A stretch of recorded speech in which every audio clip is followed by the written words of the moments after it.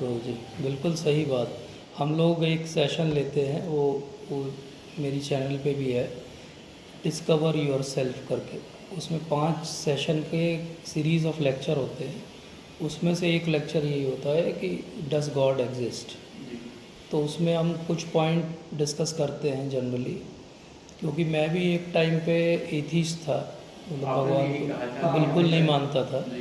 तो वहाँ से यहाँ तक आया तो मैंने भी बहुत सारा इस पे पढ़ा, मतलब अदर देन रिलीजियस बुक्स भी पढ़ी। जैसे एक बहुत अच्छी बुक है इज़ गॉड मैथमेटिशियन, एक बहुत सुंदर बुक है। उसमें उन्होंने यही जो पॉइंट हम डिस्कस करते हैं उसको मैथमेटिकली समझा कि हम फिज़िक्स में इतने सारे कांस्टेंट देखते हैं, ग्रेविटेशनल कांस्टेंट बड़ा वाला जी, एक्सेलरेशन का छोटा वाला जी कांस्टेंट, बाकी इलेक्ट्रोमैग्नेटिक्स के इतने सारे कांस्टेंट। वो कांस्टेंट कांस्टेंट ही क्यों है कि वर्ल्ड में क्रिएशन में कहीं भी जाएंगे तो उस लाइट की जो स्पीड है वो वही है, वैक्यूम में सेम है। तो ये जो ऑर्डर है, ये जो ऑर्डरलीनेस है, तो इसमें कोई ऑर्डर प्रोवाइडर भी होगा।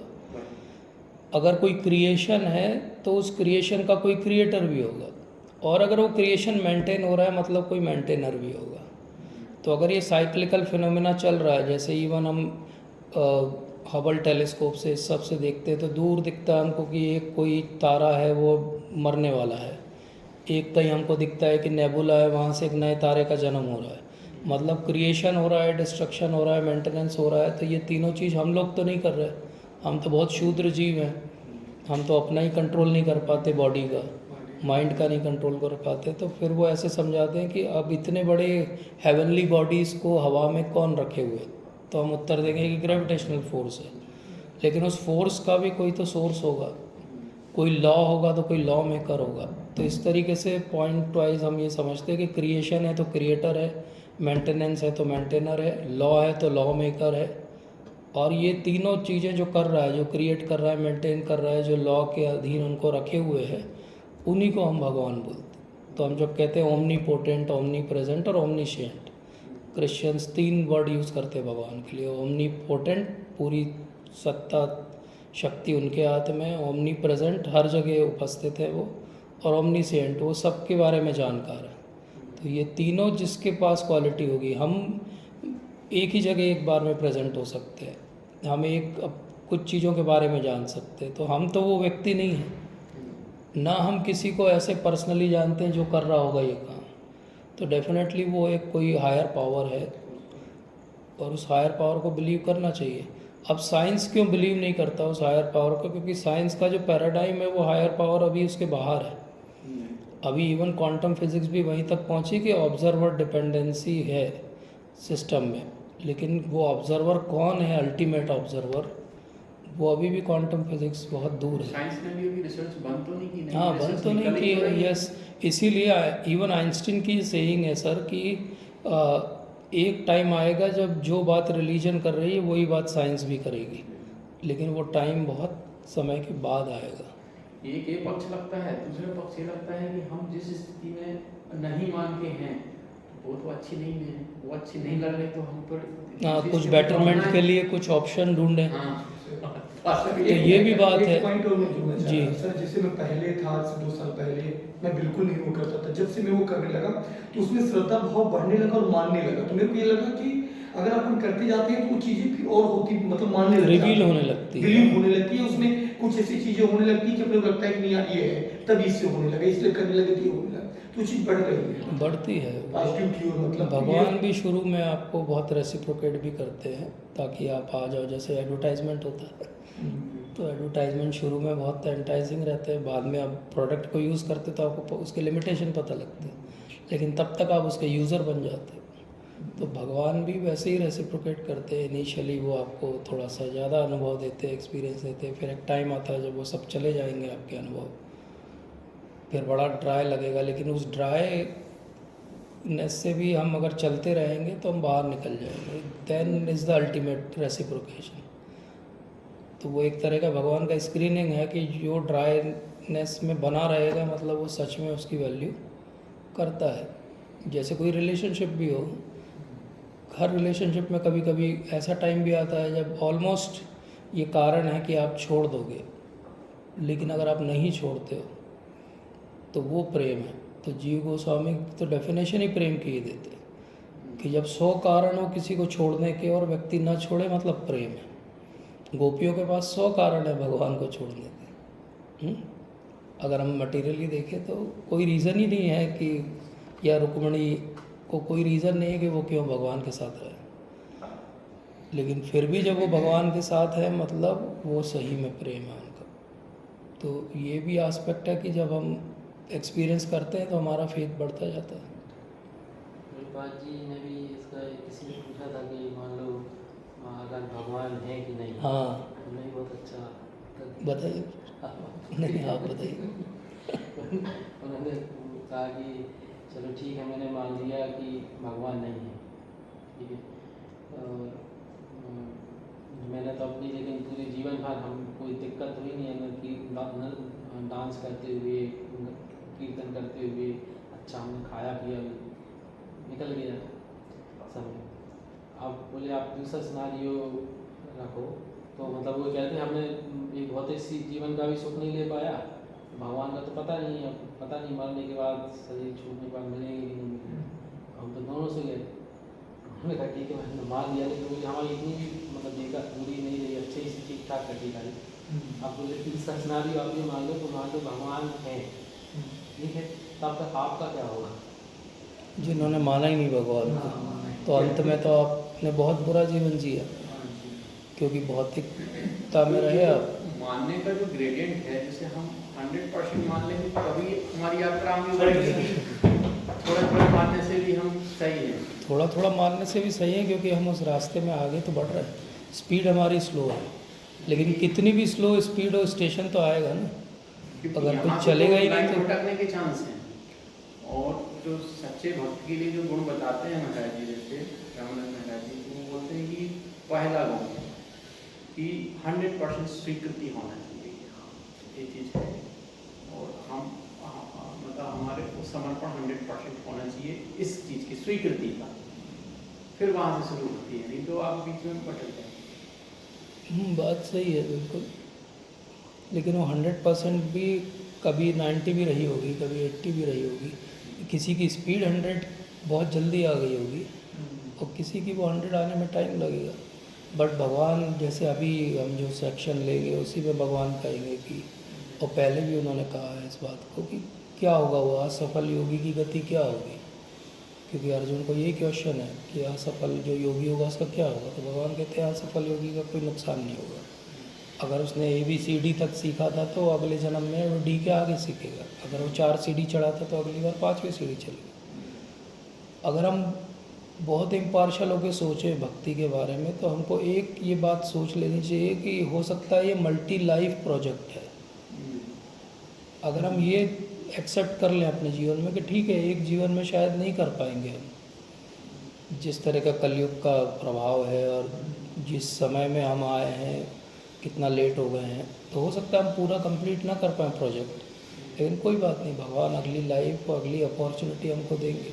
तो वहाँ पे भगवान समझाते हैं कि वो कैसे देंगे अपॉर्चुनिटी। वो जो आप बात कह रहे थे कि अगर किसी का फेथ 100% हो गया होगा तो उसका जो जन्म होगा वो वैष्णव के परिवार में होगा, जहाँ से उसको डे 1 पे वैष्णविज्म का जो है वो एनवायरनमेंट मिलेगा। और अगर किसी का वेट 30-40% पे रुका होगा और वो किसी कारण से शरीर त्याग देता है, तो अगला जीवन जो है उसका बहुत ऐसे धनी मानी परिवार में होगा जहाँ उसको सब सुविधाएं मिलेंगी। और भगवान क्योंकि फोर्स नहीं करते, तो वो फिर एक अपॉर्चुनिटी देंगे कि ठीक है अब इससे आगे बढ़ो, तो अब इससे आगे बढ़ो तो आगे करते जाओ और जितना आगे बढ़ सकते। अब धनी परिवार में जन्म होने का नुकसान भी है, भटकने के चांसेस आप कह रहे थे ज़्यादा है। तो इसलिए हमको अगर इस लाइफ में ये क्लियर है कि हमारा जो है वो प्रोजेक्ट कंप्लीट नहीं हो पाएगा, बट हम ऐसे पॉइंट पे उसको लाके छोड़ें कि अगला जीवन हमारा वैष्णव परिवार का हो। मतलब इतना हम कर लें कि हाँ ठीक है, भगवान होते हैं बोले, इस पे हमको कोई डाउट नहीं है पहली चीज़, और भगवान के अनुसार ही सब कुछ चल रहा है, इस पे भी हमको कोई डाउट नहीं। ये दो बातें। तो इसीलिए भगवान ने एक जो थीम है अंडर करंट, बीच बीच में बोलते भगवान अलग अलग जगह उसके बारे में, और वो थीम है कि लोग बहुत सारे अलग अलग जो शक्तियाँ हैं उनकी पूजा करते हैं। कुछ लोग देवताओं की पूजा करते हैं, कुछ लोग जो है पितरों की पूजा करते हैं, कुछ लोग जो है वो भूत प्रेतों की पूजा करते हैं, कुछ लोग जो है वो भगवान की पूजा करते हैं, लेकिन वो भी अलग अलग रूप में करते हैं। अब कोई मानता है कि भगवान निराकार है, मतलब उन्होंने ये मान लिया कि एक ही पावर है, लेकिन वो पावर फॉर्मलेस है। किसी ने मान लिया नहीं वो पावर है, फॉर्म है, लेकिन वो फॉर्म जो है बड़ा वेग सा है, पर्सनल उनके साथ हमारा कोई भी आदान प्रदान नहीं। और किसी ने ये माना कि भगवान का एक पर्सनल फॉर्म है और वो आदान प्रदान है। ये पूरी ग्रेडिंग है। जैसे हमने पिछले सत्र में देखा था, ग्रेडिंग की आधो श्रद्धा से बात चालू हुई, फिर हम साधुओं का संग मिला, फिर भजन क्रिया हुई, फिर अनर्थों की निवृत्ति हुई, फिर रुचि आसक्ति भाव प्रेम की स्तर पे आए हम धीरे धीरे चलते चलते। ऐसे ही ये वाला भी एक अंडरस्टैंडिंग है कि हमारा फेथ किसके ऊपर जाके टिका। अब किसी को किसी भौतिक वस्तु की आवश्यकता थी और उसको लगा कि ये मैंने इन देवताओं के पास जाके बोला तो इन्होंने बहुत जल्दी मुझे ये चीज़ प्रोवाइड कर दी। तो भगवान खुद कहते हैं कि देवताओं से जो है वो वस्तुओं का रेसिप्रोकेशन जल्दी होता है बहुत, क्योंकि वो मेरे रिप्रेजेंटेटिव हैं यहाँ पे। फाइनल अथॉरिटी सैंक्शनिंग की बोले मैं हूँ। तो यहाँ पे क्या हो रहा है, भगवान कॉन्ट्रास्ट बता रहे कि देवताओं के साथ प्रेयर करने में फ़ायदा क्या है। फ़ायदा है कि जल्दी मिल जाएगा, लेकिन नुकसान क्या है, भगवान नहीं मिलेंगे। भगवान नहीं मिलेंगे और जो मिलेगा वो क्षणिक होगा, और जो हमारा क्योंकि देवता ही परमानेंट नहीं सौदा है। हो गया। देवता जो है वो एक चेयर पे बैठा हुआ एक जीवात्मा है जो बदल जाएगा, तो उसकी दी हुई वस्तु भी हमेशा नहीं रहेगी। जैसे आप देखो पूरा अंडर करंट, आप सारे पुराण उठाओ, एक स्टोरी एक फॉर्मेट है। वो फॉर्मेट क्या है, एक राक्षस है, असुर है, और वो बहुत लंबी तपस्या करता है, किसी एक को प्रसन्न करता है, वो कभी ब्रह्मा जी को कभी शिव जी को। क्या मांगता है, मुझे अमर कर दो। वो क्या बोलते हैं, मैं खुद अमर नहीं हूँ, मैं तुम्हें अमर नहीं कर सकता। तो फिर वो अलग अलग परम्यूटेशन कॉम्बिनेशन मांगता है। जैसे किसी स्टोरी में होगा कि बस हम ही एक दूसरे को मार पाए, दो भाई। कभी ये होगा कि बस मैं जिस पे हाथ रख दूँ वो मर जाए। कभी होगा कि मैं न बाहर मरूँ, न अंदर मरूँ, न दिन में मरूँ, न रात में मरूँ। मतलब सारी दिमाग की तिकड़म लगा के वो अमर होना चाहता है। जैसे रावण ने बोला कि कोई भी योनि मुझे ना मार पाए, मानवों से मुझे कोई डर नहीं, मानव तो ऐसे ही, और बंदरों से मुझे कोई डर नहीं है। तो वो बंदर और मानव मिल के भगवान ने उस रूप में आके मार दिया। तो पॉइंट ये है कि सारी स्टोरी का सार क्या है कि आप देवताओं के पास जाते हो, बेस्ट चीज़ कोई मटेरियलिस्टिक व्यक्ति मांग सकता है कि उसका शरीर हमेशा रहे, मतलब अमर हो जाए, और वही चीज़ उसको नहीं मिलती। हर स्टोरी का एंड यही है कि भाई वो फ्रस्ट्रेट हो जाता है आखिरी में आके। तो ये हर जगह है, हर पुराण के अंदर ये स्टोरी है, और इसका सार वही जो भगवत गीता में भगवान कह रहे हैं कि देवताओं के पास आप जाके मांगोगे, वो क्षणिक भी है, और क्योंकि आखिरी में मेरी सैंक्शन से आ रहा है, तो why not ask me, I can also provide you that. Sir तो अपन देवताओं से भगवान के प्रेम नहीं मांग सकते। मांग सकते हैं, लेकिन फिर अब जैसे देवताओं से भगवान का प्रेम मांगना वैसा ही होगा कि आपका कोई गर्लफ्रेंड बॉयफ्रेंड हो और आप उसके किसी फ्रेंड के पास जाके बोलो कि आई लव हर और हिम, तो बहुत इनडायरेक्ट तरीका हो गया। इसीलिए भगवान तीसरा जो वर्ड यूज़ करते हैं वो यही है कि इनडायरेक्ट है ये। अब जैसे आप हनुमान जी के पास जाओ और हनुमान जी से बोलो कि मैं आपको बहुत प्रेम करता हूँ और मैं हमेशा आपका नाम लेता रहता हूँ, और आप हनुमान जी के पास जाओ और बोलो कि मैं आपको बहुत प्रेम करता हूँ, मैं हमेशा राम जी का नाम लेता रहता हूँ, हनुमान जी किस कंडीशन में ज़्यादा प्रसन्न होंगे? डेफिनेटली राम जी का नाम लेंगे, है ना। आप शिव जी के पास जाओ और बोलो कि मैं आपको बहुत प्रेम करता हूँ, मैं ओम नमः शिवाय करता हूँ हमेशा, और आप शिव जी के पास जाओ बोलो मैं हमेशा राम का नाम लेता हूँ जो आपके भी आराध्य हैं। अब बताओ वो किस में ज़्यादा प्रसन्न होंगे? तो इसीलिए देवताओं के साथ रेसिप्रोकेशन में इशू ये है कि इवन आप कहते हो ऊपरी तौर पे कि मैं प्रेम मांगने जा रहा हूँ भगवान का, लेकिन इनहेरेंटली कहीं ना कहीं अभी भी वो है कि रेसिप्रोकेशन आपके साथ मेरा हो। वो जो रेसिप्रोकेशन है वो किसी के थ्रू भगवान के पास नहीं होना चाहिए। ऐसा आप समझ लो कि जीवन एक सर्कल है और उसका जो सेंटर है वो भगवान है। मुझे अगर किसी भी इस सर्कल में खड़े हुए किसी भी व्यक्ति से इंटरेक्ट करना है तो मेरा इंटरेक्शन का पॉइंट नोड जो है भगवान से होके जाएगा, न कि उस व्यक्ति से होके भगवान पे आएगा। सेंटर जो है वो कृष्ण होना चाहिए। सेंटर कृष्ण के अलावा अगर कुछ भी है भक्ति के जीवन में, हम ग्रॉसली है, क्योंकि हम क्लोज ग्रुप में बात कर रहे हैं इसलिए मैं ये आंसर दे रहा हूँ। अगर मुझे जूम पे कोई पूछेगा, मंदिर में पूछेगा, तो मेरा आंसर वही होगा जो एक क्लासिक आंसर होगा कि हाँ आप किसी के भी थ्रू भगवान के पास जा सकते हो, क्योंकि अभी उनका फेथ वही है। सर जी। जैसे मान लो हमारे सेंटर भगवान है और हम, आपने एक बार बोला था सत्र में कि हमको उनके जो पार्षद हैं जो उनको रिस्पेक्ट रिस्पेक्ट करना है। यस। तो अपन ऐसा उनसे प्रार्थना करेंगे, हे प्रभु ये आपके पार्षद हैं इसलिए मुझे प्रिय है, मुझे प्रिय तो आप ही हैं। हाँ, ऐसा कर सकते हैं। या जैसे किसी कारण से हमको सोसाइटी के प्रेशर में, परिवार के प्रेशर में कोई देवताओं की वर्शिप करनी भी पड़ती है, तो हम तो वहाँ पे भगवान को ही निमित्त मान के हर चीज़ जो है आहुति दे रहे हैं और अर्पित कर रहे हैं। उस रूप में हमारे भगवान ही हैं। यस, क्योंकि आप कभी एक्चुअली एक पूरी बुक है वैष्णवों के लिए जो सदाचार होना चाहिए, और जो वैष्णवों की जो क्रिया पद्धति कहते हैं उसको, उसकी पूरी बुक है, उसको कहते हैं सतक्रिया सार दीपिका। उस पुस्तक में आप अगर पढ़ोगे तो विवाह का जो संस्कार है, सारे संस्कारों का दिया है उसमें। विवाह के संस्कार में भी जो वो जैसे अग्नि का आह्वान करना है, जैसे उसमें आहुति देना है, उस सब के लिए भी वैष्णव मंत्र दिए हुए हैं। और वैष्णव मंत्र का अर्थ है कि उस सब में भी वो वासुदेव या कृष्ण या गोविंद ये नाम है। अगर आपको यज्ञोपवीत भी करना है तो उसमें भी कोई कर्मकांड के मंत्र नहीं है, मंत्र यही वाले। इवन कर्मकांड कभी आप अटेंड करो और अगर अपने ईयर्स खुले रखो तो आखिरी में वो विष्णु को ही अर्पित होती है हर चीज़। हम सबका आह्वान करते हैं, आपने भी देखा होगा। कोई पंडित जी से आप कुछ भी पूजा कराओ तो वो पहले गणेश जी का आह्वान करेंगे, लक्ष्मी जी सब आएंगे, लेकिन अंत में आप श्लोक सुनना कभी भी तो अंत में वो श्लोक विष्णु के लिए रहेगा, क्योंकि कर्मकांड में भी ये क्लियर है कि वो फाइनली अथॉरिटी जो है सैंक्शनिंग वो विष्णु है और कोई भी नहीं है।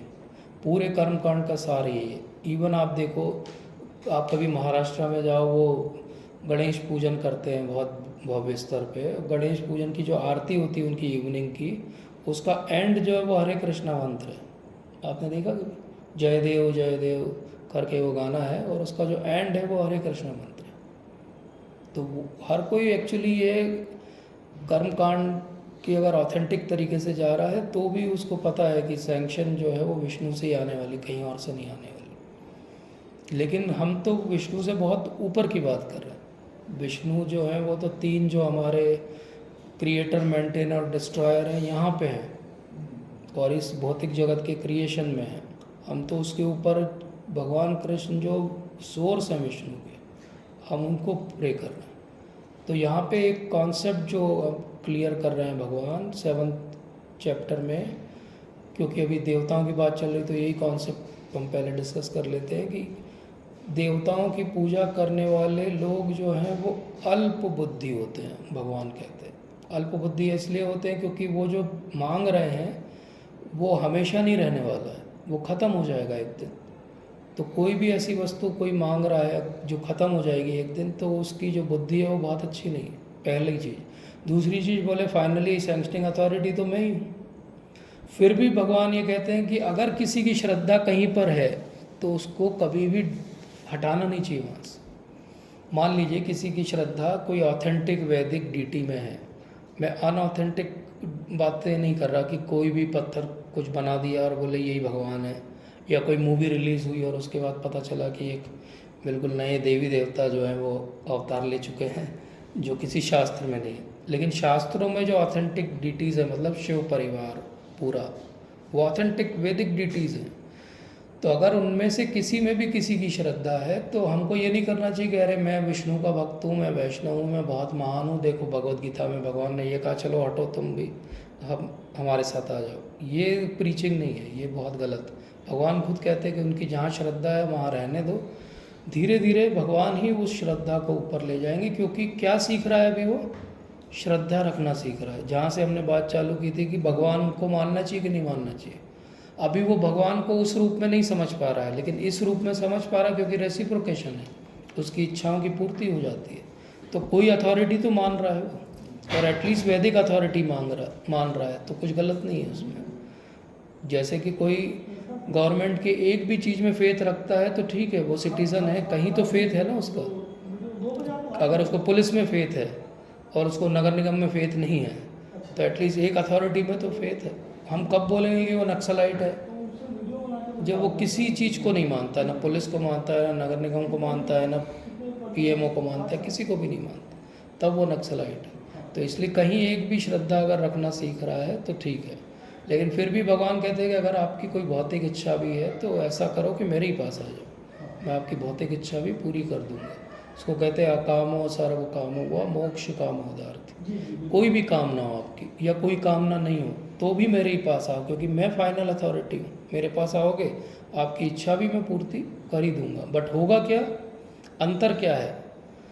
भगवान से कुछ मांगना और देवताओं से मांगने के बीच अंतर क्या है? तो इसका एक उदाहरण लेते हैं कि एक बच्चा है छोटा और उसके माता पिता वर्किंग है, इसलिए उन्होंने केयर टेकर रखा हुआ है। वो बच्चा केयर टेकर को 10 रुपए का नोट देता है, बोलता है कि वो बाजू में पानी की दुकान से एक सिगरेट ला के दे देना। तो वो क्या करेगा? केयर टेकर है, उसको तो क्या बोला गया, बच्चा जो बोले उसकी इच्छा पूर्ति करना। जी बाबा जी लाइए। तो वो गया वहाँ पे और सिगरेट ला के दे दी।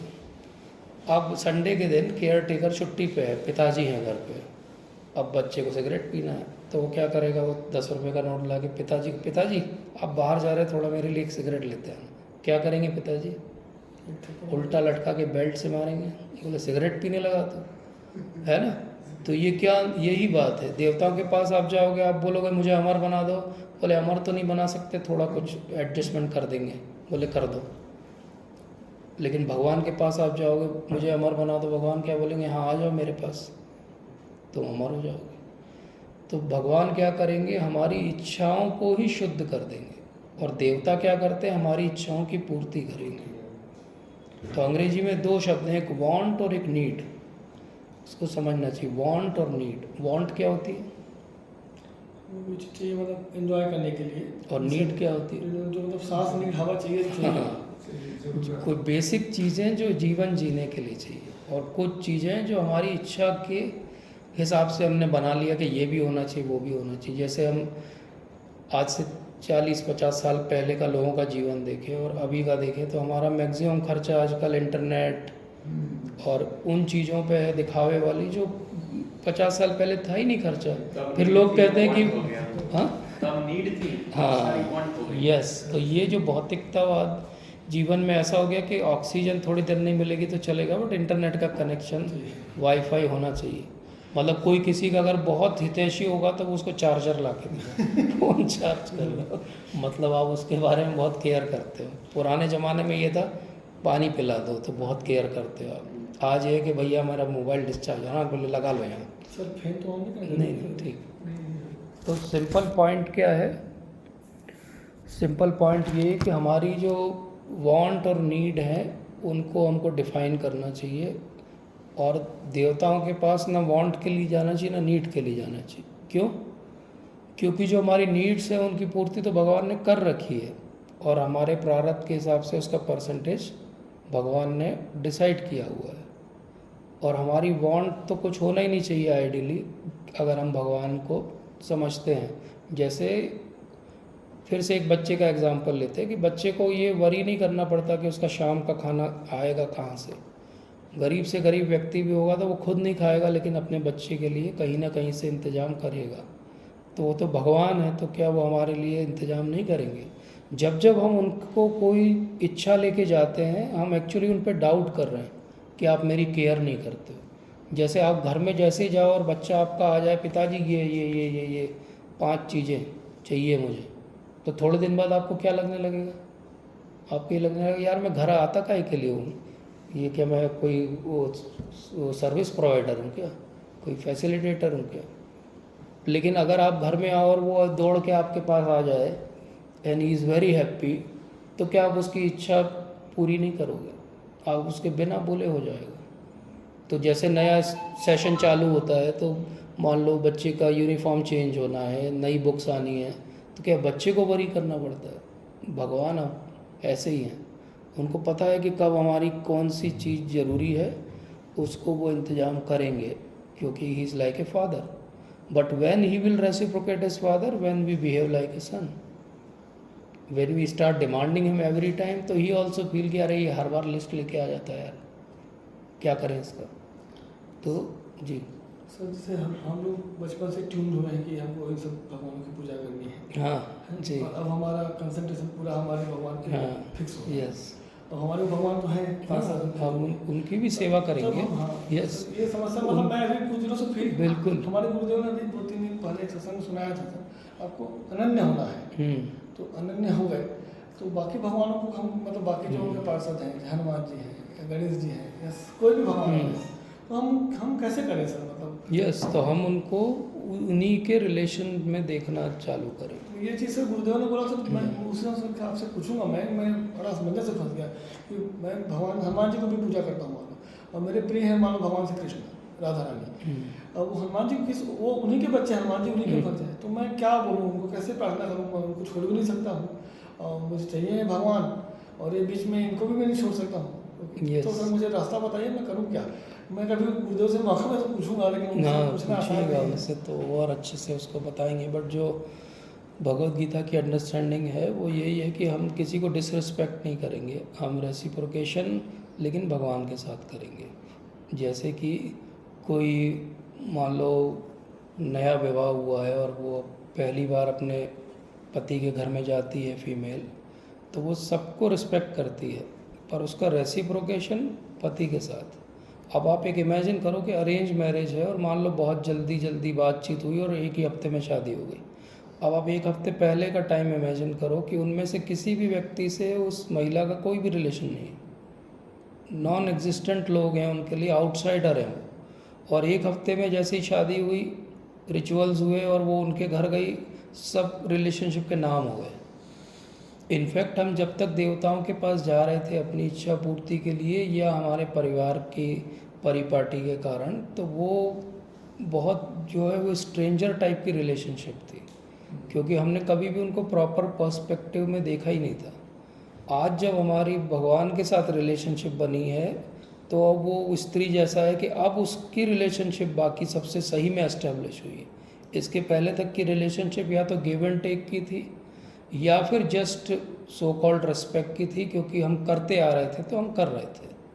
आज हमने पहली बार समझा कि एक्चुअली हनुमान जी कौन है, एक्चुअली हनुमान जी कितने महान भक्त हैं और कितना उन्होंने अपने जीवन में कष्ट उठाए भगवान की सेवा करने के लिए, और कितना वो सोचते हैं. मतलब एक अब हनुमान जी की बात हो रही तो कर लें बात हनुमान जी की तो फिर भगवत गीता रह जाएगी.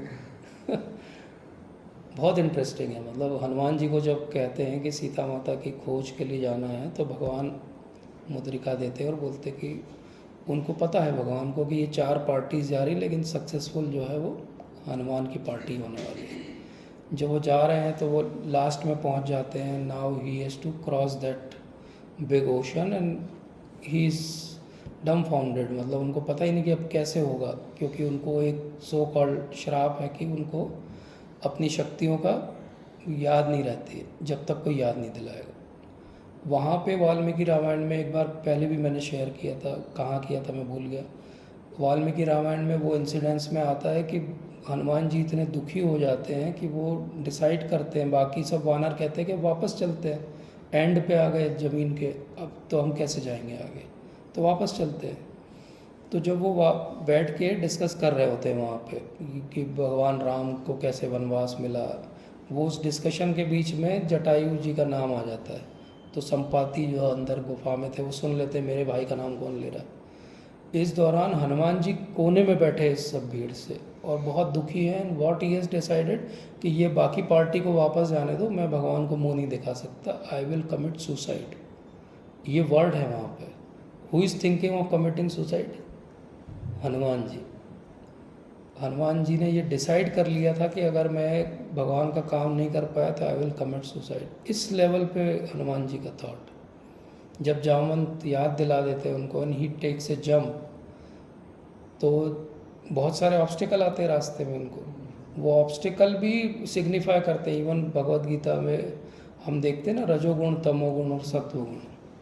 तो एक पर्वत ऊपर आया और मैनाक पर्वत, और उन्होंने कहा कि अब इतना बड़ा काम करने जा रहे हो तो थोड़ा सा रेस्ट कर लो, we have all the facilities here.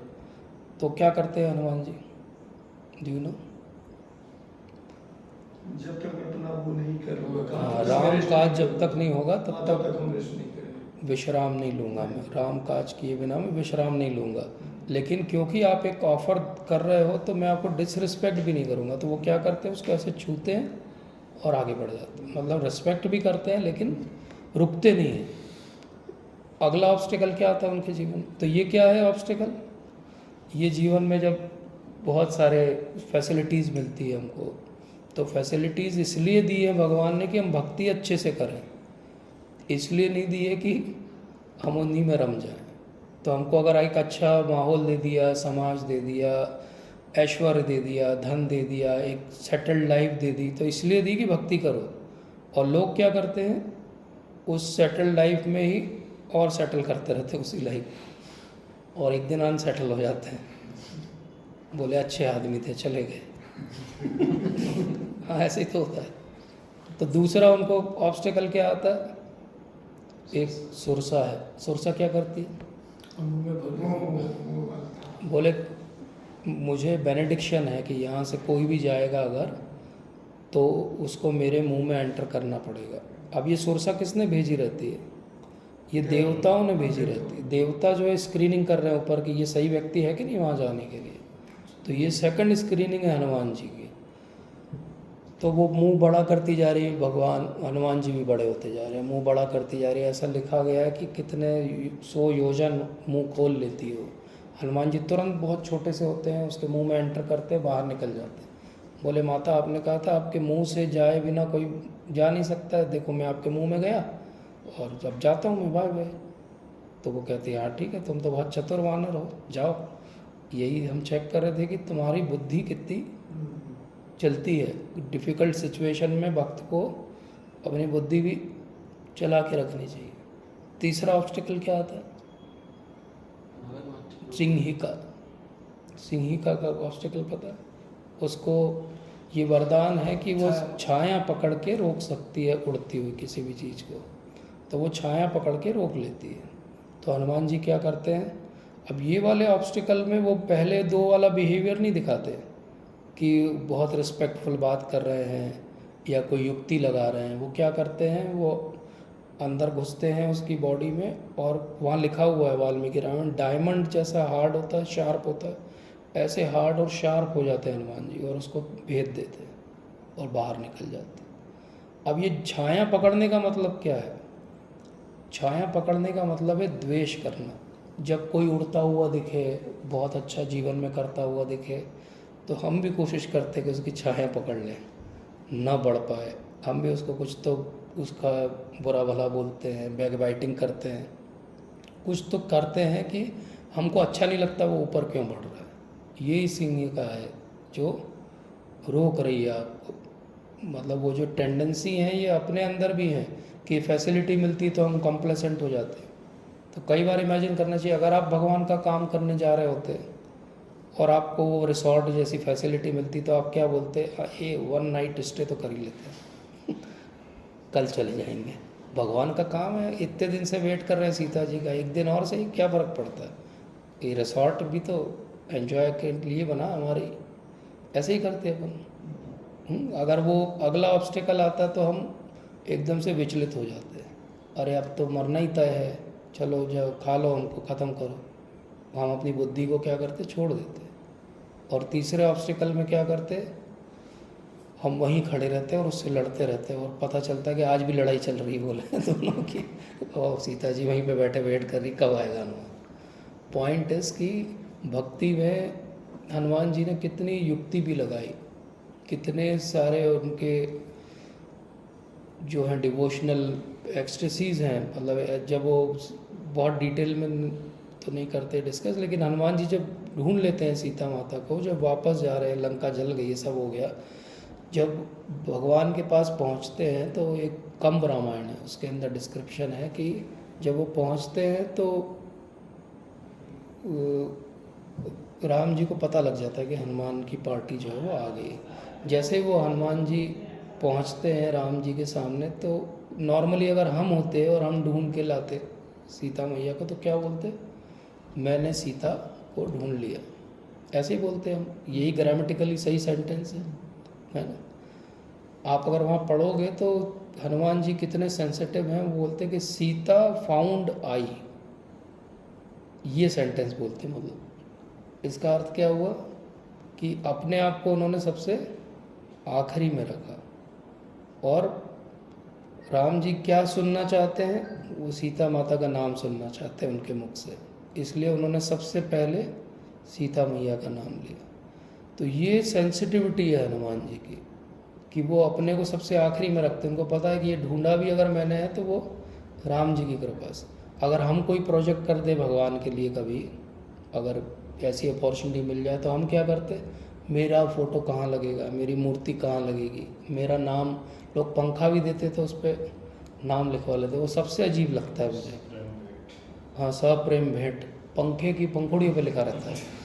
अब वो पंखुड़ी तो पंखा चलेगा तो कहाँ दिखता है लिखा हुआ नाम, लेकिन लोग फिर भी लिखवाते हैं। लोग एक वो देते हैं, आप कभी जाओ मंदिरों में, एक टाइल्स देते हैं लोग, एक टाइल्स, उस पर भी नाम खुदवा देते हैं, अपना नाम लिखा रहता है उस पर, एक टाइल्स दी इन्होंने। मतलब this is what is our tendency in bhakti, और ये हनुमान जी की टेंडेंसी। तो वही भगवान कह रहे हैं कि श्रद्धा जो है, अगर हमको हनुमान जी से इंस्पिरेशन लेना हो तो हम कितना ले सकते हैं श्रद्धा के लिए, सेवा के लिए। तो भगवान यही कह रहे हैं कि पूजा एक चीज़ हो गई, पूजा एक चीज़ हो गई, और श्रद्धा जो है वो एक चीज़ हो गई, और प्रेम जो है वो बिल्कुल तीसरी चीज़ है। बहुत सारे लोग भगवान को मानते हैं और भगवान की पूजा करते हैं, लेकिन प्रेम नहीं करते हैं। पूजा और प्रेम में क्या अंतर है? प्रेम सर हम उनकी खुशी के लिए करते हैं, पूजा हम अपने स्वार्थ के लिए। ज़्यादातर हम पूजा अपनी इच्छा पूर्ति के लिए करते हैं। कभी कभी हम पूजा किसी और व्यक्ति के ऐश्वर्य को एक्नॉलेज करके, उसकी प्रभुता को समझ के करते हैं, लेकिन हमारा एम ये नहीं रहता है उस पूजा में कि एक्चुअली हमको कोई रेसिप्रोकेशन पर्सनल लेवल पे चाहिए। तो पूजा कैसी है, फॉर्मल टाइप की चीज़ है। पूजा कैसी है, जैसे कोई डीन हो, नया नया डीन बना हो तो हर कोई जाके बुके पकड़ाता है, वो उस व्यक्ति की नहीं है पूजा, उस कुर्सी की पूजा है। क्योंकि 4 दिन पहले भी वो यहीं लॉबी में था, घूम रहा था। जैसे आज ही वो हर जगह होर्डिंग लगे, बड़े बड़े महानुभाव आ रहे हैं शहर के अंदर। मेरे हिसाब से वो 1 महीने पहले भी कभी आए होंगे, लेकिन तब तो उनको लेने भी शायद कोई नहीं गया होगा। तो उनकी पूजा नहीं है ये, वो जो मिल गया उनको कुछ हफ्ते पहले, उसकी पूजा है। लेकिन प्रेम ऐसा नहीं होता है। प्रेम कैसा होता है, अगर उन महानुभाव से हमारा पर्सनल रिलेशनशिप होता, तो जब वो कुछ भी नहीं थे तब भी हम उनको स्टेशन लेने जाते और घर पे रुकवाते, और आज जब वो सब कुछ है तो भी हमारा प्रेम उसी स्तर पे रहता है। तो वो कोई व्यक्ति मान लो डीन बन जाए और सब लोग आके बुके दे रहे हैं, लेकिन एक्चुअली कोई प्रेम नहीं कर रहा है उससे। प्रेम तो उसके परिवार वाले करते हैं जब वो घर जाता है। तो ये बेसिक अंडरस्टैंडिंग क्लियर होना चाहिए कि भगवान से हम प्रेम करना चाहते हैं कि भगवान की पूजा करना चाहते हैं। भगवान की पूजा करना चाहते हैं तो ठीक है, not bad but not very good also, क्योंकि भगवान की पूजा आपको एक स्तर तक जो है वो ला के छोड़ देगी। तो जो देवताओं की पूजा करते हैं वो देवताओं के पास जाते हैं, जो पितरों को भूतों को पूजते हैं वो उनके पास जाते हैं। भगवान कहते हैं जो मेरी पूजा करते हैं वो मेरे धाम में आते हैं। तो अब पॉइंट उठता है कि अच्छा, भगवान के धाम में जाते हैं तो कैसे जाते हैं, कोई इसका प्रोसेस होगा। तो उस प्रोसेस को भगवान समझाते हुए कहते हैं कि ये जितना जो जगत हमको दिखता है, ये 3 गुणों के अधीन बनी हुई प्रकृति है। जितने जीवात्मा है इसके अंदर, वो किसके अधीन है, 3 गुणों के। और वो जो प्रकृति है वो क्या है, भगवान कहते हैं मम माया दुरत्यया, मेरी माया कैसी है, कितनी कठिन है। कितना रियलाइज़ किया आपने लाइफ में, कितनी कठिन है माया, बताइए कोई। अनिल पार बच्ची, निकला पाया जा सकता है। अनिल बच्ची नहीं सर, वो पानी पाना तुरंत है। दुरत्य है। किसको लगता है माया से बाहर निकलना बहुत आसान है? आसान तो नहीं है, नहीं लगता। भगवान की शक्ति है तो उसको नहीं हरा सकते। हाँ, तो फिर कैसे बाहर निकलेंगे? भगवान की कृपा से मामे वे प्रबंधन थे, माया है तम। माया बताओ तलक देते। तो पॉइंट शुरुआती जो इस श्लोक का पहला पार्ट है वो सॉर्ट ऑफ एक डिप्रेशन वाली फीलिंग देता है कि मम माया दुरत्या, बोले इस माया से तो पार नहीं पाया जा सकता, दुरत्या है ये। लेकिन मामे ये प्रपद्यंते, प्रपद्यंते का मतलब क्या होता है? शरणागत, तो मेरी शरण में। हाँ, शरणागत होना। तो शरणागति कभी भी पूजा से नहीं आ सकती, प्रेम से ही आएगी। इसलिए भगवान को प्रेम करने सीखने से माया जो है वो आपको क्या करती है? छोड़ देती है। क्या करती है माया?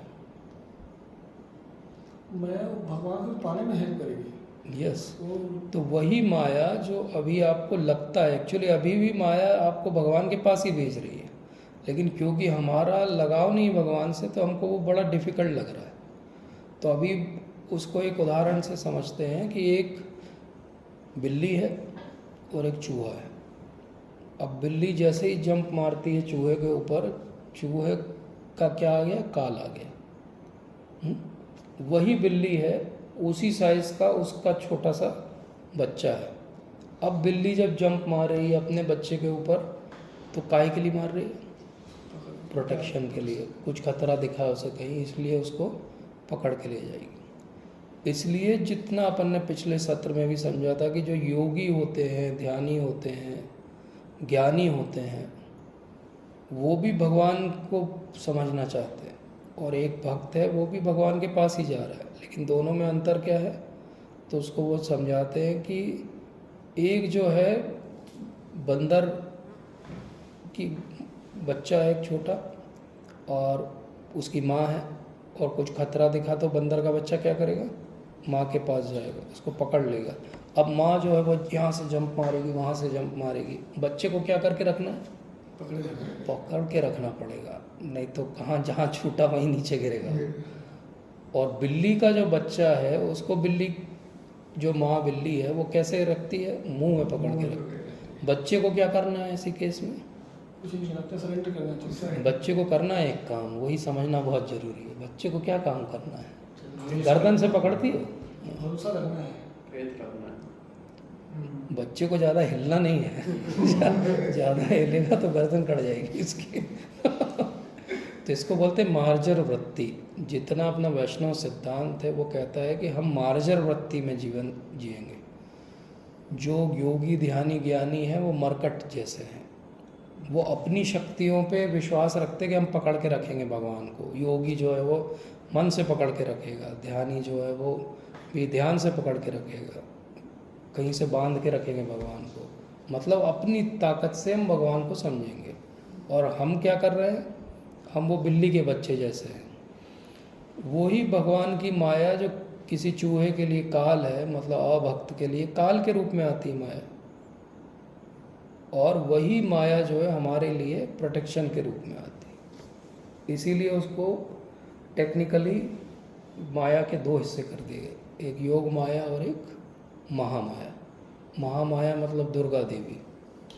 तो दुर्गा शब्द का ही अर्थ उन्होंने बताया कि दुर्ग मतलब एक ऐसा किला जिससे कोई बाहर ना निकल सके, दुर्ग उसी को कहते हैं।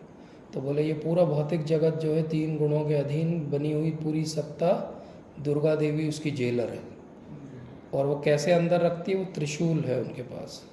तो आदि दैविक, आदि भौतिक और आध्यात्मिक क्लेश दे दे के आपको एक्चुअली जगा रही हैं कि भाई यहाँ पे दुख बहुत है, तुम सुधरो और यहाँ से बाहर निकलो। लेकिन हम क्या कर रहे हैं? हम यहीं एंजॉय करना चाहते हैं, तो हम यहीं एंजॉयमेंट के तरीके ढूंढ रहे हैं, लेकिन वो यहाँ एंजॉयमेंट तो है ही नहीं। जो खोज रहे हो वहाँ मिलेगा ही नहीं आपको। इसलिए वो कहते हैं कि ये जैसे ही आप भक्ति में आए और शरणागत हुए, यही आपकी जो महामाया है, अब ये योग माया है, अभी आपको यहाँ से ले जाएगी।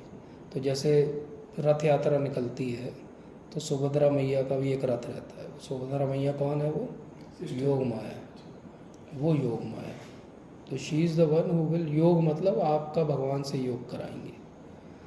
तो पहले हमने हनुमान जी की बात की, अब दुर्गा देवी की बात की। तो क्या हम देवताओं को डिसरिस्पेक्ट कर रहे हैं? नहीं, हम तो अल्टीमेटली हाईएस्ट रिस्पेक्ट दे रहे हैं उनको, क्योंकि हम भगवान के रिलेशन में उनका रिलेशन समझ रहे हैं। सर सुन मिला सर, है ना? मतलब हमें सारे भगवान को भगवान के रिलेशन में प्रेम यस, केवल सारे भगवान या देवताओं को क्यों, सभी हर जीवात्मा को। भगवान एक श्लोक में बोलते हैं कि सर्वभूतात्मा।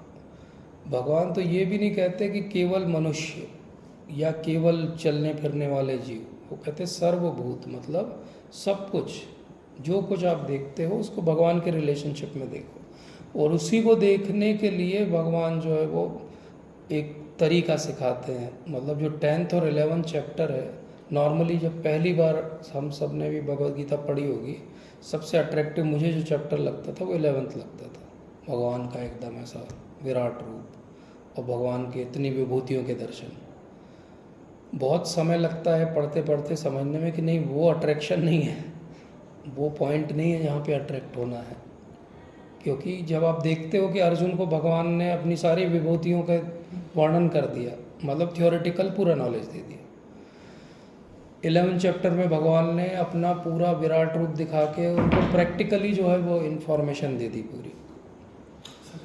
अरे सर। हाँ तो आ जाऊँ क्या? आ जाइए सर, आ जाइए प्लीज।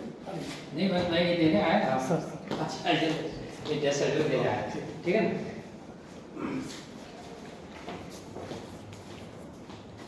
तो सारी विभूतियों के दर्शन भगवान ने करा दिए, अपने विराट रूप के भी दर्शन करा दिए अर्जुन को। लेकिन अर्जुन भगवान से क्या कह रहा है कि मुझे तो आपका वही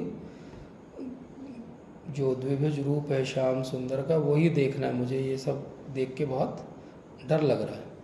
तो हमको भी एक्चुअली भगवान की विभूतियों का जो चैप्टर है पूरा 10th चैप्टर, उससे क्या सीखना चाहिए, वो क्यों दिया गया कि आप जीवन में कभी भी जब आसपास अपने देखो और किसी भी चीज़ से अट्रैक्ट हो, कोई आपको बहुत सुंदर व्यक्ति दिख जाए और आपको लगे कि बहुत ही सुंदर है ये, तो आपके मन में ये नहीं आना चाहिए कि मैं उसको कैसे भोग सकता हूँ। आपके मन में आना चाहिए कि अगर ये इतना सुंदर है तो भगवान कितने सुंदर होंगे।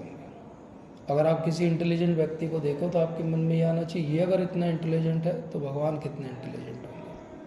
तो ये जो भाव है कि विभूति देख के आपको क्या समझ में आना चाहिए, भगवान से कनेक्शन समझ में आना चाहिए। तो पूरा 10th और 11th चैप्टर इसीलिए है कि भगवान से कनेक्शन कैसे होगा। जैसे हमने सूर्योदय देखा तो क्या याद आना चाहिए, अरे वेरी नाइस सनराइज, नहीं, क्या याद आना चाहिए, सूर्य नारायण है, सूर्य नारायण है।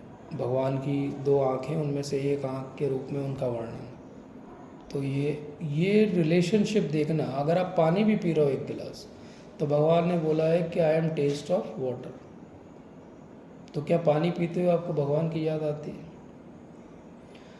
क्या आपने कभी बैठ के इमेजिन किया कि अगर आपको 8 दिन पीने को पानी ना मिले और उसके बाद आपको आधा गिलास पानी दिया जाए राशन करके, भगवान के समान ही है। तो फिर आप जब पियोगे तो आपको भगवान की याद आ जाएगी कि नहीं आ जाएगी? आ जाएगी ना। जैसे आप बहुत अच्छी बात कह रहे थे कि सूरज ना निकले तो हम डिप्रेस हो जाते हैं। अब बहुत सारी जगह हैं जहाँ पे 5-5, 6-6 महीने सूरज नहीं निकलता, वहाँ पे लोग किस हालत में रहते होंगे। तो उनके लिए जिस दिन सूर्योदय होता है उस दिन वो अनडिक्लेयर्ड हॉलीडे रहता है, कोई कहीं नहीं जाता, सब सूर्य देव के दर्शन करने जाते हैं। हमारे लिए रोज़ सूर्यदेव निकलते हैं तो हमारे लिए उनकी वैल्यू नहीं है, हम तो कहते हैं कि थोड़ा कम निकलो, धूप बहुत है।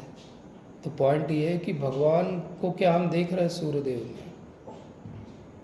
क्या हमको लगता है कि जब हवा ऐसी चलती है तो भगवान टच करके चले गए हमको?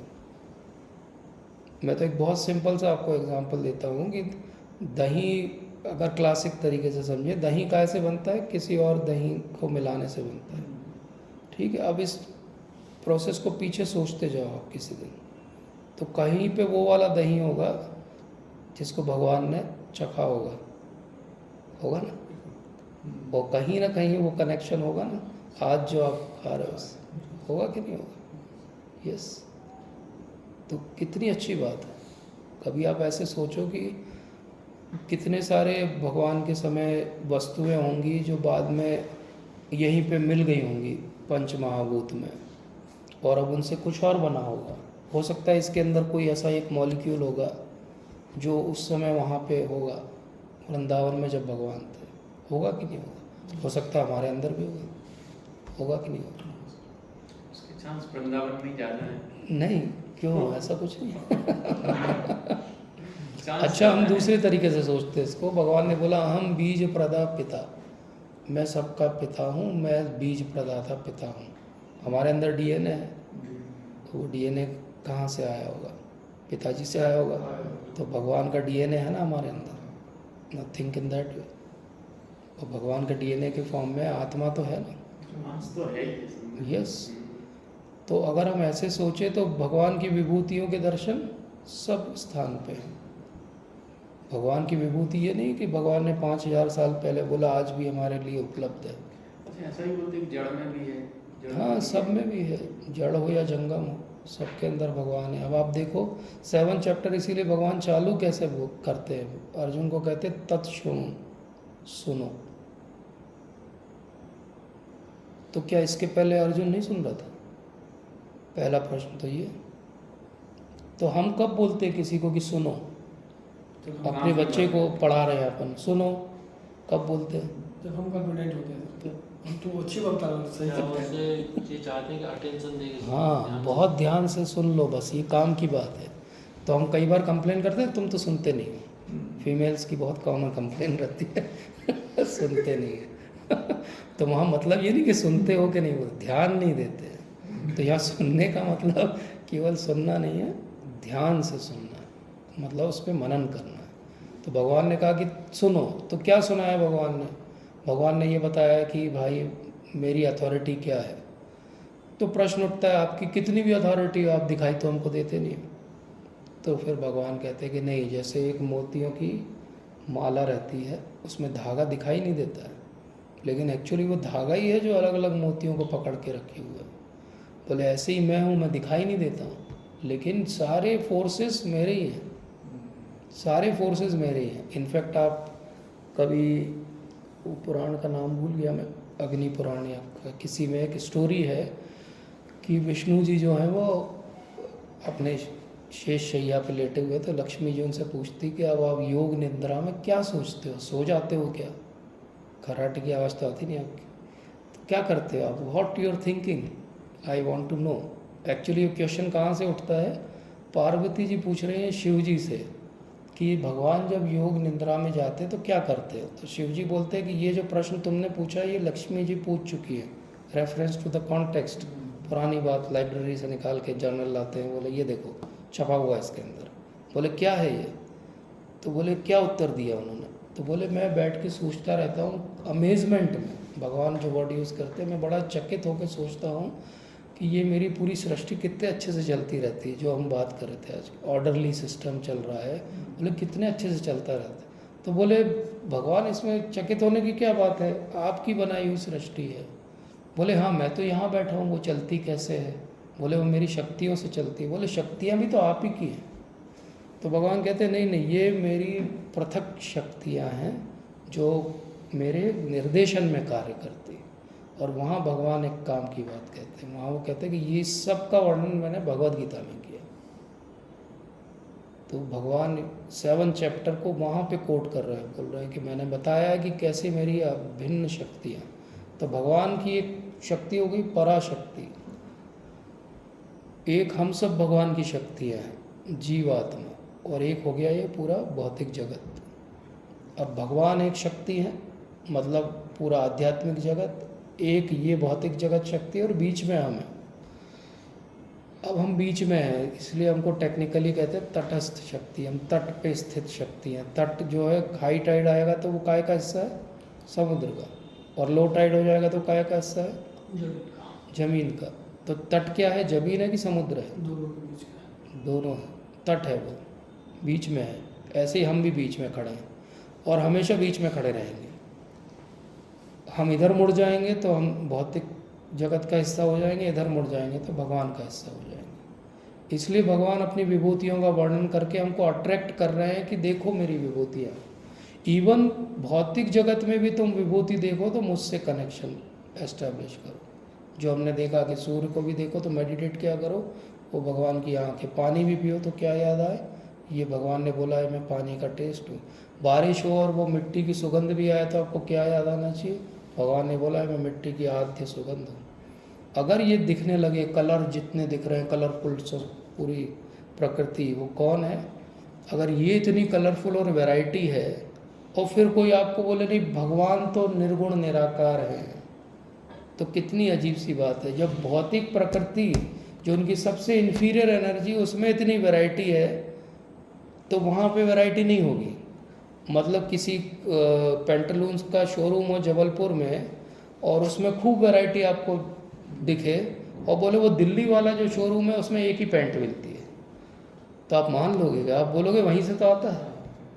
जहाँ से आ रहा है वहाँ वैरायटी नहीं है और जहाँ है वहाँ वैरायटी है। कैसी अजीब सी बात है। तो इसीलिए प्रश्न उठता है, अर्जुन पूछते हैं भगवान आपकी पूजा की जाए तो आप निराकार हो कि साकार हो, आप ये तो बताओ एक बार। क्योंकि ये डिबेट तो बोले क्लासिक डिबेट है, चल रही है, निराकार है भगवान की साकार है। तो भगवान कहते हैं निराकार भी सही है साकार भी सही है, दोनों रास्ते हैं, लेकिन साकार वाला रास्ता डायरेक्ट है और निराकार वाला रास्ता बहुत कठिन है, इसलिए मैं उसकी संस्तुति नहीं करता। तो भगवान क्या रिकमेंड कर रहे हैं? भगवान खुद बता रहे हैं कि मेरे पास आने का सबसे सरल रास्ता साकार रास्ता है। फिर भी हम बोले कि हम आपसे ज़्यादा इंटेलिजेंट है भगवान, हम तो निराकार वाले रास्ते से आपके पास आएंगे, तो वो मूर्खता है हमारी। इसी बात को भगवान बता रहे हैं। तो फिर इसके बाद लास्ट में भगवान कहते हैं कि अगर मेरे पास आना है तो मेरी यहाँ की शक्ति समझ लिया आपने, मेरी यहाँ की विभूतियाँ समझ लिया आपने, मेरे से अट्रैक्शन पैदा कर लिया आपने, समझ लिया कि मेरी पूजा नहीं करना है, प्रेम करना है। और अगर ऐसा प्रेम करोगे तो क्या होगा, अंत काल में अगर मुझे याद किया तो मेरे पास आओगे। तो कोई बहुत इंटेलिजेंट आदमी होगा तो वो क्या करेगा, बोले पूरा जीवन में कैसे भी जीऊँ, अंत में मैं आपका नाम ले लूँगा, हो जाएगा। जिसे IIT में एक लड़के ने गौरांग प्रभु से क्वेश्चन किया था कि अगर ऐसा ही है तो मैं ऐसे पिस्टल लूँगा, हरे कृष्णा बोलूँगा और गोली चला दूँगा, तो मैं भगवान के पास चला जाऊँगा। ये तो मैंने सिस्टम हैक कर लिया उनका। पूरा जीवन मज़े करो, आखिरी में गोली मारो, हरे कृष्णा बोलो, ख़त्म होगी बात, भगवान के पास पहुँच गए। तो क्या ऐसा होगा? हो सकता है ऐसा? ऐसा नहीं होगा। क्यों नहीं होगा? उस समय बस हमेशा जब आप उसके लिए हमें चलाएंगे ट्रिगर तब हाँ। आपको भगवान का भाव रहेगा ही नहीं। हाँ, एक तो पॉइंट ये है ही, सही बात है। लेकिन उसको अगर जैसे भगवान यहाँ पे कहते हैं 8.5 305, बस 5 मिनट में समराइज कर देंगे।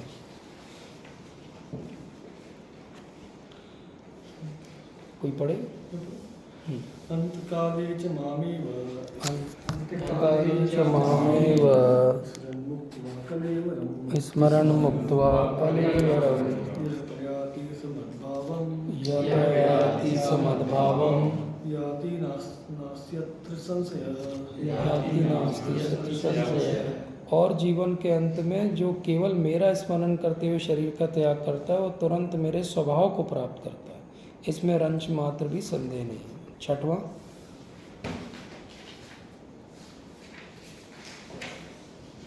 यम यम वापि स्मरन् भावं यम यम वापि स्मरन् भावम् त्यजत्यन्ते कलेवरं त्यजत्यन्ते कलेवरम् तं तमेवैति कौन्तेय तं तमेवेति कौन्तेय सदा तद्भाव भावितः सदा तद्भाव भावितः। हे कुंती पुत्र, शरीर त्यागते समय मनुष्य जिस जिस भाव का स्मरण करता है वह उस भाव को निश्चित रूप से प्राप्त।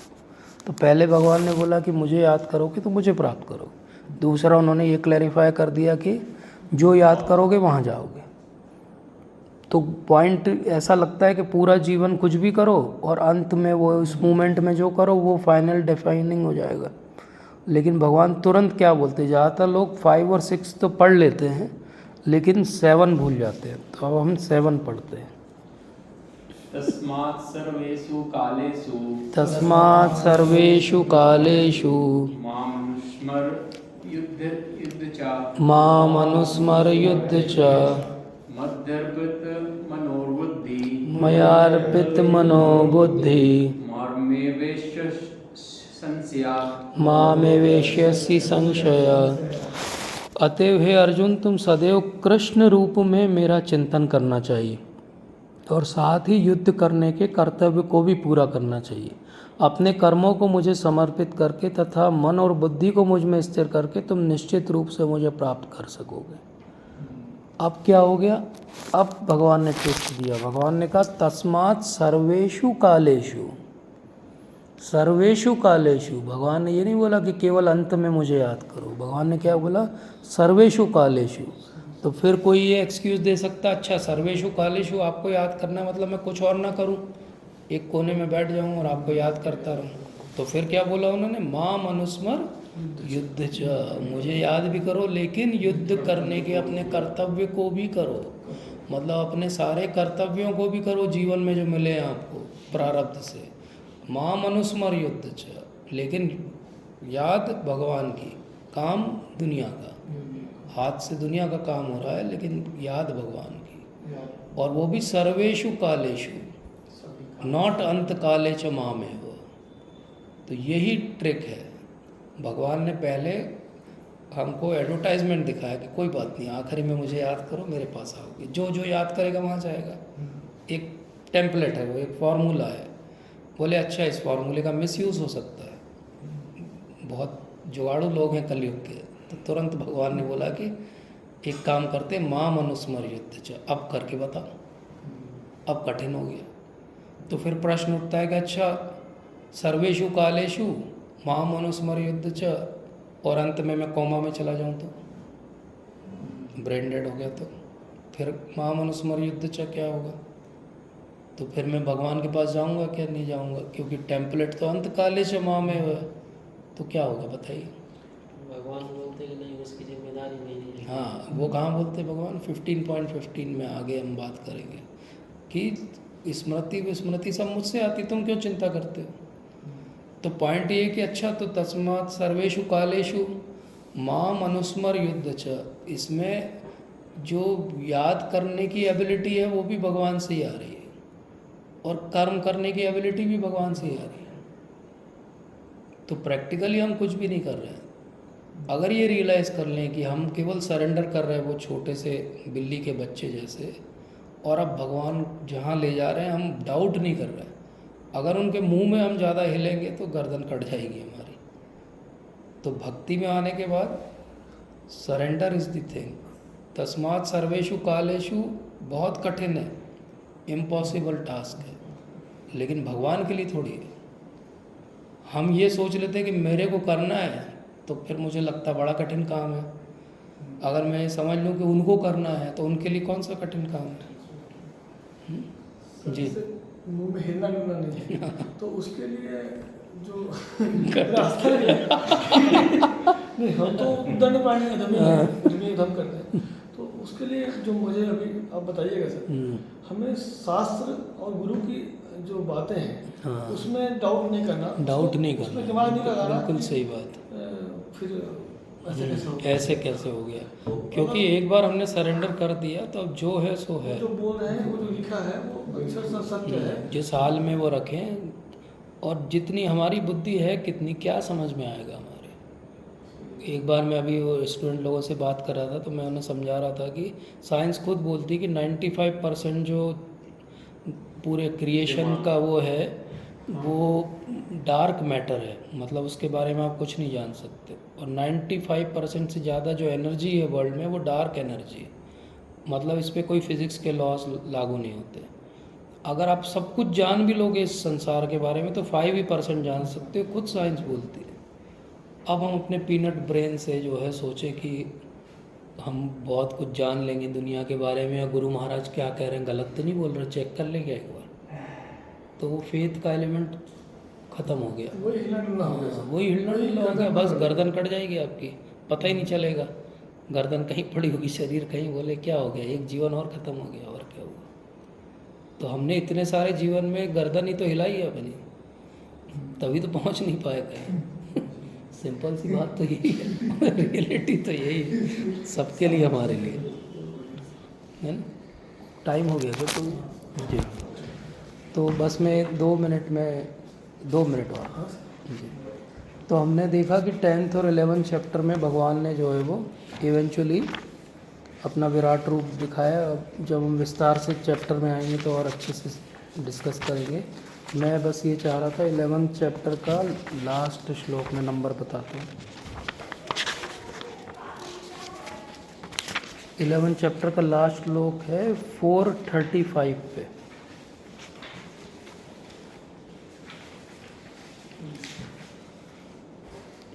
तो भगवान कहते हैं, हे अर्जुन, जो व्यक्ति सकाम कर्मों तथा मनोधर्म के कलमश से मुक्त होकर मेरी शुद्ध भक्ति में तत्पर रहता है, जो मेरे लिए ही कर्म करता है, जो मुझे ही जीवन लक्ष्य समझता है और जो प्रत्येक जीव से मैत्री भाव रखता है, वो निश्चित ही मुझे प्राप्त करता है।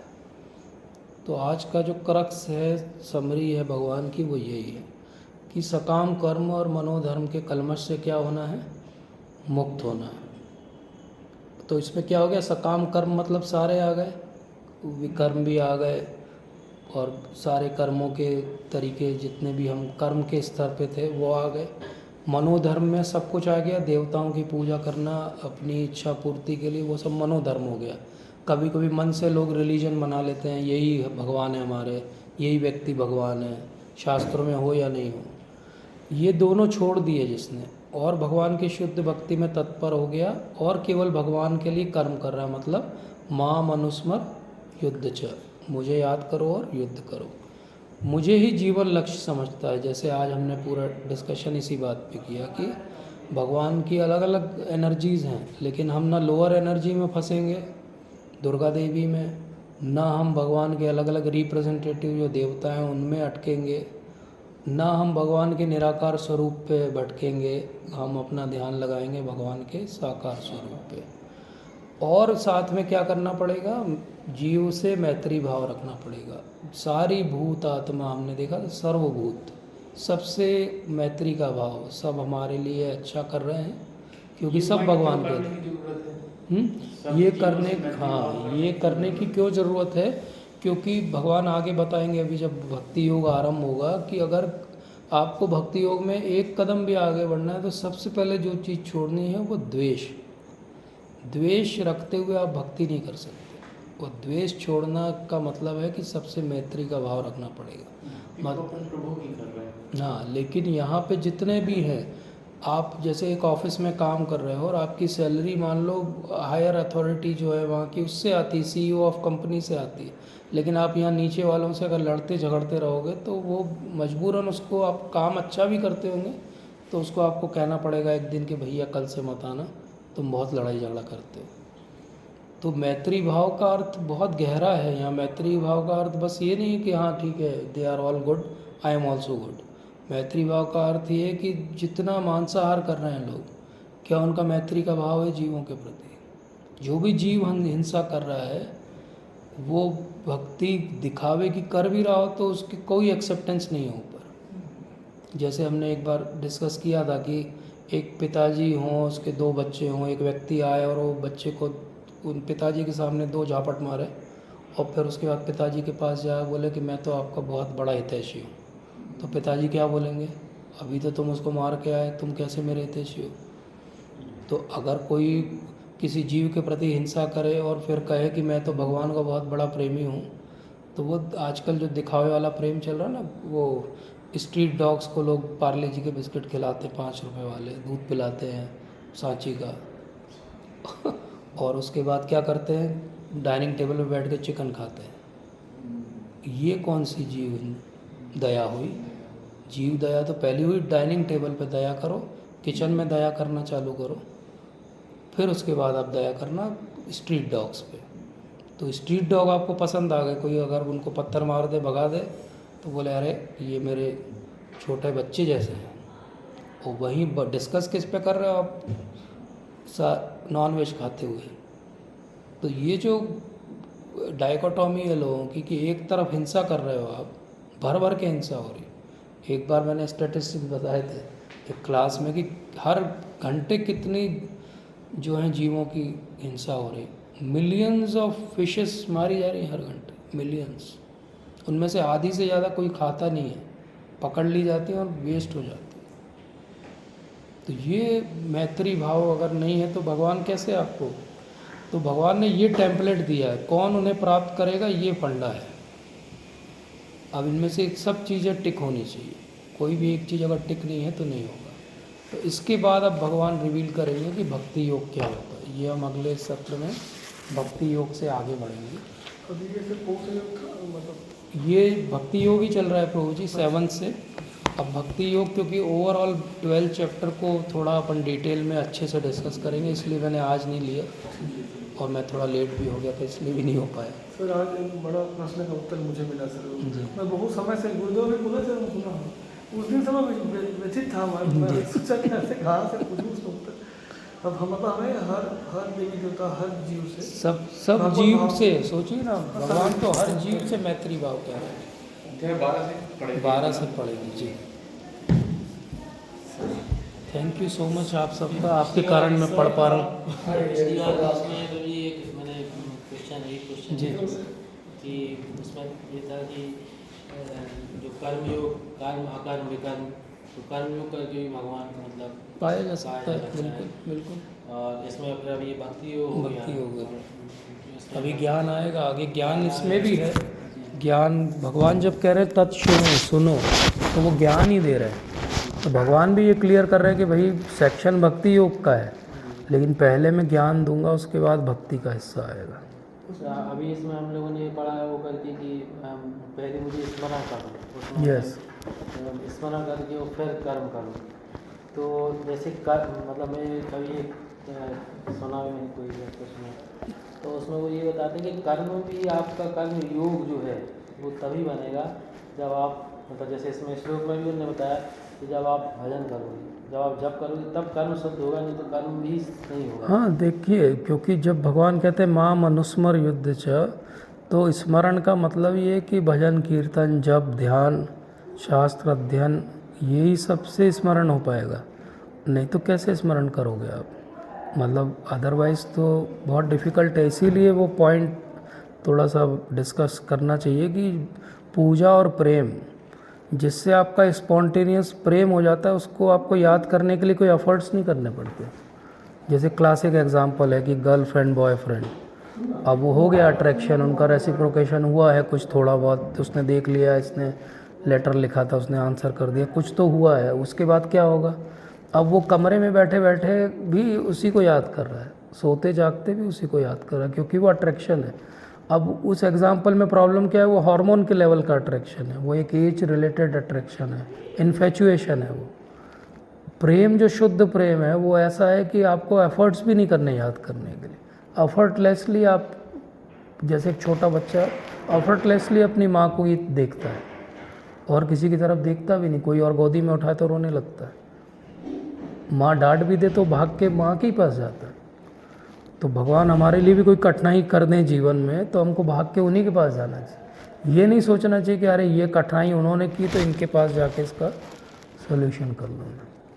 तो इसलिए वो बिल्कुल सही बात आप कह रहे हैं कि स्मरण जो है वो नाम जप से, कीर्तन से, इसी से होगा। इसलिए कीर्तन शब्द को किसी दिन हम करेंगे डिस्कस। कीर्तन शब्द के 8-9 जो हैं वो मैनिफेस्टेशंस हैं। तो शास्त्र आपने कहा था कि भक्तों का संग करने से भक्ति आएगी, यस स्मरण करने के अलावा। यस बिल्कुल सही है प्रभु जी। भक्तों का संग करने से इवन महाप्रभु डेफिनेशन देते कि भक्त कौन है, तो बोले उत्तम भक्त वो है जिसको देखने से भगवान की याद आती, ये उनकी डेफिनेशन है। तो अपन जब गुरुदेव को देखते हैं, महाराज को, सबको देखते हैं, प्रभुपाद को देखते हैं, तो हमको क्या याद आते हैं, भगवान याद आते हैं। तो ये उनकी भक्ति के कारण हमको याद आ रहे, हमारा कुछ नहीं है उसमें, वो उनका इतना प्रगाढ़ लगाव है कि हमको एकदम वही याद आ जाते हैं। तो ये बहुत बड़ी बात है कि भक्तों का संग मिले हमें और भगवत गीता का डिस्कशन हो जाए, मतलब मेरे लिए बहुत अच्छी अपॉर्चुनिटी है। बस आज मैं लेट हो गया उसके लिए सॉरी। पूरी कोशिश करूँगा कि टाइम पे